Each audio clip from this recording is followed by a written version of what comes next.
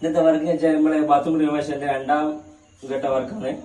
ഒന്നാമതായിട്ട് നമ്മൾ ഈ ബാത്റൂമിൽ കോൺക്രീറ്റ് എടുത്ത് അതുപോലെ തന്നെ സൈഡ് 1.5 അടി എന്താക്കി ടൈല് പൊട്ടിച്ച് ഈ വേസ്റ്റ് പൈപ്പ് ഇട്ട് അതുപോലെ തന്നെ ട്രാപ്പറിൽ വെച്ച് കോൺക്രീറ്റ് ചെയ്ത് പിന്നെ ആ ടൈൽ എടുത്ത ലെവലിൽ തേച്ച് കഴിഞ്ഞ് അതിനുശേഷമാണ് നമ്മൾ എന്താക്കുന്നത് ഈ ഫ്ലഷ് ടാങ്ക് അതുപോലെ തന്നെ ഈ പൈപ്പിൽ ഫിറ്റ് ചെയ്യുന്നത്.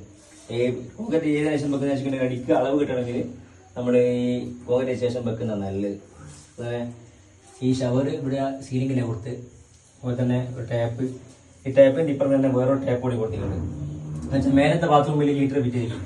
അപ്പോൾ എന്താക്കുക, ഒരു പൈപ്പ് താഴെ അടിച്ചു കൊണ്ടുവന്നാൽ ഈ ബാത്റൂമിൽ നമുക്ക് ചൂടുവെള്ളം കിട്ടും. അതിന് വേണ്ടിയാണ് ഒരു ടാപ്പ് കൊടുത്തത്. അപ്പം ബാത്റൂം റിനോവേഷൻ വർക്ക് ഉണ്ടെങ്കിൽ മൊത്തം ടൈല് പൊളിക്കേണ്ട ആവശ്യമൊന്നുമില്ല. നമുക്ക് ആവശ്യമുള്ള 1.5 അടിയിൽ മാത്രം ടൈല് പൊളിച്ചിട്ട് കോൺക്രീറ്റ് ചെയ്ത് നമുക്ക് പൈപ്പെല്ലാം അടിച്ചിട്ട് ഈ ടൈലിന്റെ മുകളിൽ എന്താക്കുക, ഈ ടൈൽ ഒട്ടിക്കാൻ പറ്റും. മൊത്തം പൊളിക്കേണ്ട ആവശ്യമൊന്നുമില്ല. ഈ അടുത്ത് വാട്ടർ പ്രൂഫ് ചെയ്യണം, ടൈൽ ഒട്ടിക്കണം. ഓക്കെ.